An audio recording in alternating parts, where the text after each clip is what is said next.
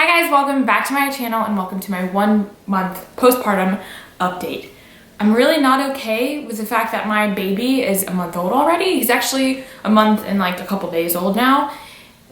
And I keep telling him every day, you're not allowed to grow up. You're not allowed to be 1 month old. And Craig and I have this joke where we somebody will ask how old he is and we'll tell him how old, but then we'll look at him and be like, you're still 0. You know what I mean? Like, you're still a newborn, you're still just the ittiest bittiest thing, and I need to remind myself that because my mental health just needs it right now. I need to keep reminding myself that he's still small because it helps me live in the moment. It helps me soak up each moment. So for right now, he's still 0. Before we get into this video, I really just want to disclaim something. Not even disclaim, I just want to say something. I know that it's been a month since we have really sat down and updated you guys on Azariah and his spina bifida and all that stuff related to that, and there really is not like a reason for that other than the fact that we spent a week in his first week of life in the NICU, and we got home, and readjusting to life has been difficult. And I honestly, I've still been putting up videos because I genuinely love to, and I want to share his life with you guys. It's so important for me to share his life with you guys because so many of you have prayed for him and prayed over him and us this entire journey. So making sure that we share those first little parts of his life is really, we really love that we get to do that. But we haven't really sat down and made a video like this explaining updates about what, how the surgery went, this far, how the surgery went, now that he's born, now that we can see that he's here and stuff. And I don't know, I hope that you guys can respect that and understand that just being a new mom, and I want to soak up every single second of his life. And I don't know, I didn't really feel like I needed to make a sit down video yet, but I knew that I was going to eventually. So thank you guys so much for being patient with us. And like I said, we've had a lot of questions, wanting updates, and I appreciate every single person who's messaged me and said, we want an update. We've been praying for this baby. We just want to know how he is. The fact that you guys are so invested in him and just genuinely want to know how he is incredible. But like I said, it's just we needed some time before we sat down and made this video. So now we're ready and we're grateful to share it. So first of all, before I talk about me, because I'm the least important here, I want to talk about Azariah and just what has happened since birth up until now. So I will eventually make a birth story because I think that my birth vlog didn't really show all of the details of my birth, and there's some things that I want to share with you guys that happened. Some really cool things, some not cool things, and just give you a little bit more a detailed look into that. But that's gonna be a long video, so I will get to that when I can. Since his birth, he has been the most incredible, thriving little baby. I knew that when I had him, he was going to defy odds, but I wasn't really sure exactly what that would look like because he wasn't here yet. And I just trusted God, and I knew that when he was here, whatever happened. But I just trusted God so much that things were going to be really smooth sailing, I guess. And that was definitely what happened. So once he was born, he was taken to Cincinnati Children's Hospital, to the NICU. And the reason for that is because since he had an intrauterine repair, they wanted to monitor his closure really closely. It was mainly monitoring his closure and monitoring the ventricles in his brain, the fluid in them. So that's why he was taken to the NICU. He wasn't, if he was not diagnosed with spina bifida and hadn't had intrauterine surgery and was born at 36 and 5 he wouldn't have had to go to the NICU. So it was mainly just for monitoring and making sure that everything was okay. And I had a really hard time with that because nobody wants their baby to go to the NICU, but I knew that that was the best possible place for him. And if something were needed, a surgery or something, I wanted him to be there to, I didn't want to take him home and then have to go back and go through that again. So it was kind of nice that even though he had to be in the NICU, we knew that as soon as he was born, he was already gonna go there. So if something needed to happen, he'd already be there. but nothing needed to happen, and I'll let you guys know that in a second. But so once he was born, there was really like no specific concerns related to spina bifida. The only concerns that they had was he had low blood sugar, and he had trouble like regulating his body temperature. And they said, the doctor said that it was probably because they didn't cover him right away with a warm towel, which I'm not really sure why, but you can see like in the birth vlog, he was placed on my chest and he was just naked baby for a little bit, and then they put a warm blanket on, and I think that was probably what had to do with it. But it was not like a super big concern. It was just like, we need to help him regulate his body temperature. So we had him under the warmer for a while. And then when he was taken to Children's, immediately before we got there, they did a head MRI to look at the ventricles in his brain. And if you've been following me on Instagram, that was one of the huge things that we were praying for, was that the ventricle size would be normal, because if they were not normal or got into the abnormal range, they would probably need to put in a shunt. So basically what a shunt is just a tube that goes from the ventricle down into a different body cavity to like drain the fluid that's in the brain. And it's like a pretty intense surgery. It's basically brain surgery. And we knew that if it came to that we'd be okay and we'd get through it. But we really were hoping that it wouldn't come to that, because part of the reason we did the intrauterine surgery was to lessen the chance of needing a shunt right when he was born. There might be a chance when he's older that he might need one, but we're not sure yet. So when we got to the NICU, after Craig and I got some sleep the day that he was born, and we went to the NICU, they said that the MRI looked great, and there was nothing to be concerned about. The fluid levels were still in the normal range, which was, I like broke down when I walked in the NICU and saw him in a little warmer thing with all these wires on and stuff. It's just really, really difficult to see that. Anyway, like I was saying, it's really hard to see your baby like that. You envision just having your baby getting to spend, like, them not being taken away from you besides the normal like little baby test they do right in the room, and for him to be taken away right away and be separated from me when he was in me for 9 months is very difficult. But when when we went in the NICU, I just like lost it and started bawling, and then they told me that the MRI was fine, which was the biggest concern at that point, and I started bawling even more, because it was just like victory is basically the only word that I can describe it. It's just like, okay, this is good. Like, we're starting out really, really amazing. He got here safely. He's beautiful. There was no real concerns before he went to the NICU, and the biggest concern that they had so far is fine.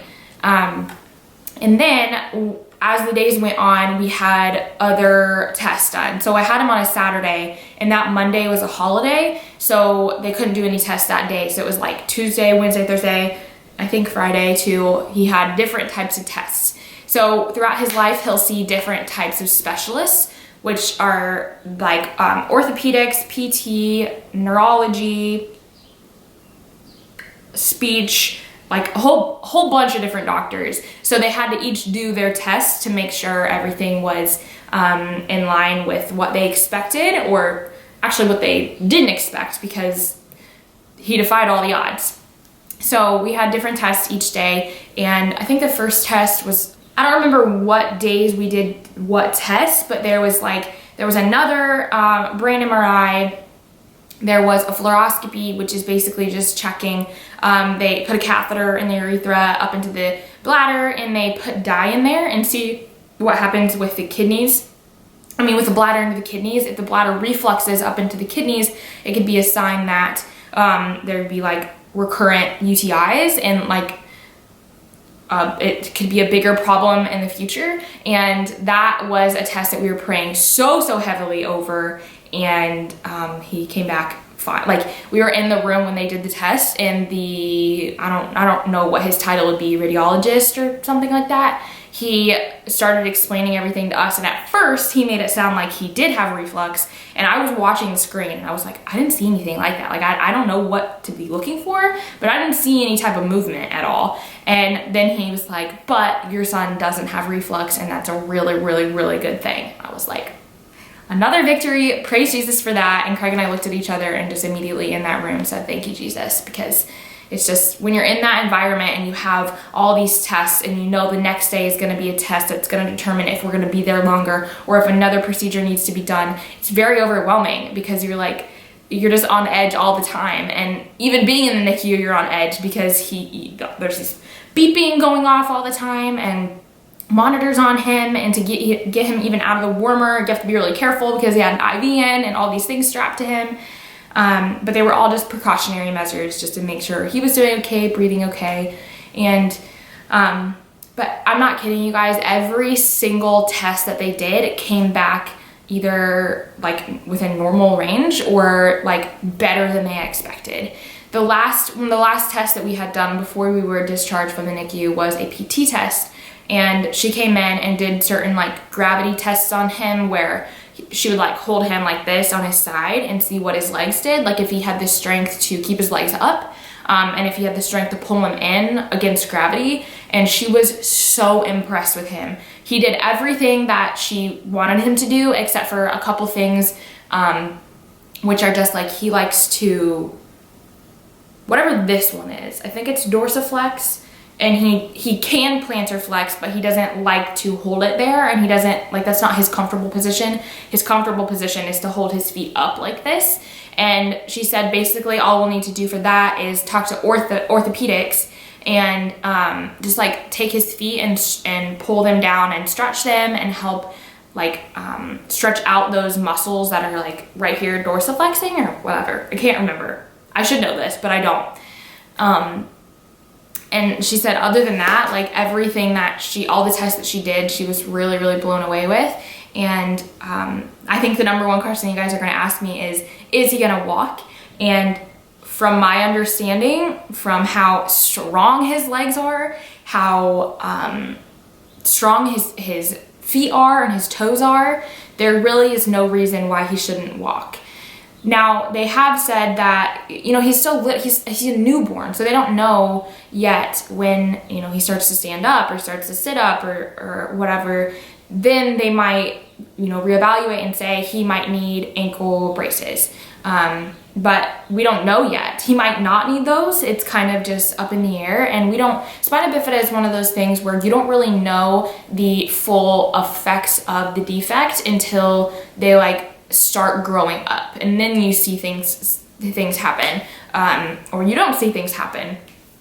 So it's kind of like, a lot of your questions has been, was the surgery successful? And the answer to that question is yes, as in, like, we knew the surgery was successful as soon as the surgery happened because, like I said, we don't know exactly what will happen until the future. So in terms of like the surgery being successful, as in the closure happened and there were still intact nerves on his spine that they weren't like expecting, that was definitely a success. And I'd shared that in a previous video.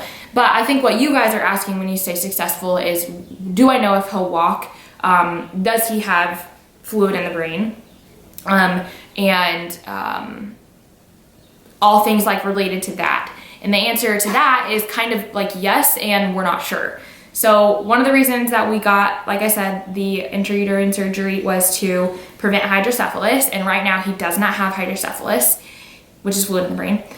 The other reason was to prevent the need, or the other reason was to reverse Chiari malformation, which I will make a spina bifida related like complete video eventually, but it's just basically like a herniation of the brain into the spinal cord because of pressure. And there's a lot of other things related to that. It's not the complete definition, but and that was the other reason to do it. And he does still have Chiari. We don't know what that's going to look like developmentally, if he will have complications with that. It's just, again, up in the air. As of right now, he is focusing really well for being a newborn. Focusing is in, you know, newborns can't focus, but he's doing what he should for being a newborn with his eyes, with his ears, with cues and stuff. We've had some therapists come over and just evaluate him and make sure that those things are in line with his gestational age, and they are. So far, so good. The other reason we got the surgery was to prevent any further damage from happening. And again, we don't know. But as far as the testing that was done immediately post-birth, I would say yes, the surgery was 100% a success. And that's like all the glory to God and being able to say that, because you know, we didn't know if we were going to be able to say that. We believed 100% fully that we would be, but we didn't know. And I think as he grows up and as you guys watch his story and see kind of what unfolds and what happens with his story, you guys will get to see more of God's glory and doing whatever God wants to do through him. So again, you guys, I just want to say thank you for every single person who's been so invested in this journey and invested in this baby. I will never, ever, ever be able to find the words to thank you guys. And I wish I could like individually say thank you to every single one of you, but there's so many of you that it's not possible. So please know that Craig and I literally thank God for you guys every day, because prayer is powerful, and the fact that has been and still is a literal army around this baby is a huge reason why this has turned out the way that it has, and we have been able to have the faith that we have because of you guys, and because your prayer and your encouragement has literally like not let us become distracted by our circumstances. We're just continually pushed back to the word and pushed back to God and what he has already done and what we know that he can do and will do. And yeah, I lose the right words when it comes to thanking you. And I posted on the community tab on YouTube that, you know, how cool is it going to be when he grows up and when he can understand what I'm saying to him and understand that there were literally thousands of people around the world praying for him and praying that, you know, God's hand would be evident in his story, and it definitely has been. And it's just really, really incredible. And I know I say this before, but like, when I say I don't deserve this, I mean like I don't deserve the love and grace and compassion that you guys have shown us, because we're strangers. But the cool thing about that is that we are like brothers and sisters in Christ, and that's how it should be. And it's encouraged me to really, like how fervently you guys have been praying for us has encouraged me to really take a look at the situations and circumstances of other people in my life and say, how can I pray as fervently for them as other people have prayed for us? Okay, so kind of unrelated to the spina bifida thing, but just update on Azariah in general. He's doing amazing, amazing, amazing, amazing, other than not sleeping at night. So NICU, babies who have been in the NICU can sleep through anything. There are beeps, there's people coming in messing with them all the time, but for some reason, as soon as we brought him home, he just decided he didn't want to sleep at night, which was kind of the pattern that he had when he was still in the womb. He was like sleeping all day, up the entire night. And we do everything, like we have a noise machine, we have a baby shusher, we have a lot of noise going on in the room, and we've also tried like having less noise. And I think he's just really still trying to regulate from being in his first week of life being in the NICU and now being here, and we're still trying to figure everything out. I mean, he's only a month old, you know, so I don't expect him to sleep really well, but and I don't mean he doesn't sleep at all during the night. It's like half an hour to 1 hour stretches, and he's feeding really, really, really well. He feeds pretty much constantly, and I know that he's getting enough because he poops and pees all the time, and he is gaining weight. So which are the two like most important things in evaluating if he's getting enough. And we went to the pediatrician the week that we got back, the Friday that we got back, and he was exactly 6 pounds, or like 6 pounds 1 ounce, and when he was born he was 5 pounds 13 ounces, so he had gained back what he lost, because he did lose a little bit at the beginning, which is normal. And then we went back a week later, and we expected him to be like, I don't know, like 6'8", 6'5", and he was 6 pounds 13 ounces, so he had gained a whole pound in like since birth, which is great. And the pediatrician was really excited about that. He said that he's on a really good track. And we go back, I think in 2 weeks to see, like do another well check, and then we'll see how much he's gained. But he's still in preemie clothes because he's so petite and he's so small and so short. But I kind of love it because preemie clothes are so cute and little. But we don't have a lot of preemie clothes because we weren't really prepared to have a lot of them. We thought he was going to be a bigger baby even if he was born early. So we just kind of cycle through the same ones that we have, which is completely fine. We have so many newborn clothes, so when he gets to that stage, we'll be able to like branch out in his outfits a little bit more. We gave him his first bath, his first like fully submerged bath just a couple days ago, and he loved it. Like I was fully prepared for him to be a bloody murder screaming mess, and he just sat in it and was like looking around and just loved it. Splashing a little bit with his feet, which I don't think he knew he was splashing, you know what I mean? He was just like, woo! And it was so cute, so I'm really happy with that. And we had to wait a whole month to give him a fully submerged bath because they wanted to make sure that there's a scab on where his closure was, and obviously they didn't want to get the scab too wet and it fall off and still be like open if it was open underneath. So we just had to wait till that fell off. We were giving him sponge baths and stuff pretty much every day before that, but it was just really exciting to get to the milestone of like being able to put him in a fully submerged bath. It was so cute. He actually has another bath coming tonight, so we'll see if it turns out the same way. He absolutely loves being held. Like he would rather, I think many babies are like this, but he would rather fall asleep in your arms than he would in a bassinet or in a swing or anywhere else. He would just rather be right here cuddled up. And Craig and I sing to him all the time. We rap Bible books to him just because it's something that's like fun for us to do.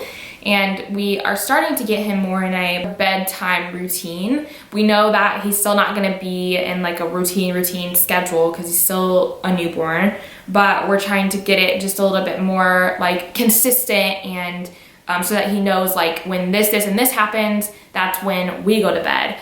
We turn the lights off and you know, those types of things. So I might share with you guys his nighttime routine eventually, maybe when he starts like understanding a little bit more. But yeah, other than that, he's just doing so well and he's such a happy baby. He does cry. I've had people ask on Instagram, he looks content all the time. Does he ever cry?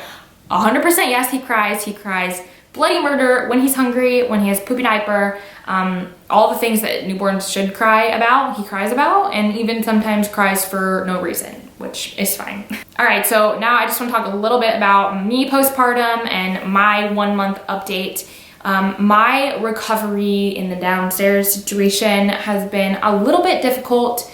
I feel like I healed swelling wise pretty well within the first week. I think a lot of swelling went down, but I've had some pain still. I've had some just like discomfort, and I think being a month out of delivery, I'm not concerned about it, but I go back to my OB in like 2 weeks from now, so I'll obviously talk to her about it. But I mean, I feel pretty good. It's weird going from literally being able to only walk a super short distance to being able to walk wherever, and in a few weeks be able to work out again, and it's really surreal to be able to get to that point. Mentally, I'm doing pretty okay. I've had some people ask about postpartum depression, and I can't say that I have had postpartum depression thus far, but I will tell you that I have had many mental breakdowns because it's a very overwhelming circumstance to be gone for 3 months, to come back home and be immediately thrown back into trying to figure out life, figuring out how to be a housewife, a wife again, not really like a wife again, but you know what I mean, like we're home and so I can do more, and rather than just sitting in a hospital bed and having Craig do everything for me. I'm a new mom. I have a dog and a cat that I have to take care of, and trying to also visit with all the people that I've missed out on, go back to church, spend time with God, just a lot of things at once. So I have had mental breakdowns, emotional breakdowns of like, I just need a second, or I'm so overwhelmed, I don't know what else to do but cry. But it's not gotten to the point where it's I don't know, I just think that it's like comes with being a new mom. Maybe a little bit elevated because of my circumstance beforehand, but I think that I'm doing pretty well. I just am kind of still in the bliss of having a new baby and staring at him all the time, and just I've had so many people say, just soak up these moments. They go so quickly. And I hate hearing that because I know that it's true, but I'm just like, I know that it's gonna go quickly. So I am soaking up every single second. I am excited to go back to the gym, except I don't think that I'm gonna go back to the gym immediately. I can't take him to the gym, obviously, and Craig's gonna be going back to work. So I'm just gonna do at-home workouts, probably in this room for a while, and I'll probably end up sharing those with you guys. But I'm gonna have to start out really slow because I have zero muscle mass, zero. Lost it all, but it's okay. New beginnings. One thing that I am really, really grateful for is being able to eat like home cooked meals. I'm not restricted to hospital food or bite meals or freshly, like those, you know, frozen meal type of things. I'm able to eat like fresh food, and we were grateful, blessed enough to have a meal train for the first couple of weeks. To our church created a meal train, and they brought us food every other day for a while, which was so nice. I didn't have to do anything. We just heated up some food and ate it. So you're probably gonna ask how Craig is, and he's doing amazing. I think he loves being, I know he loves being a dad. Are you in there? I'm in here.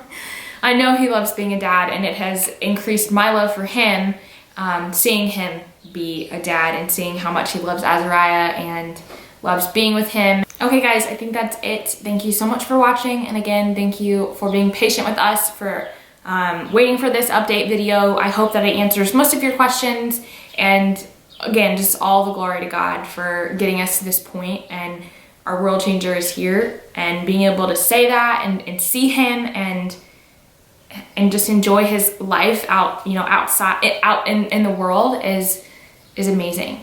Remember to love God, love yourself, and love people, and I will see you in the next one.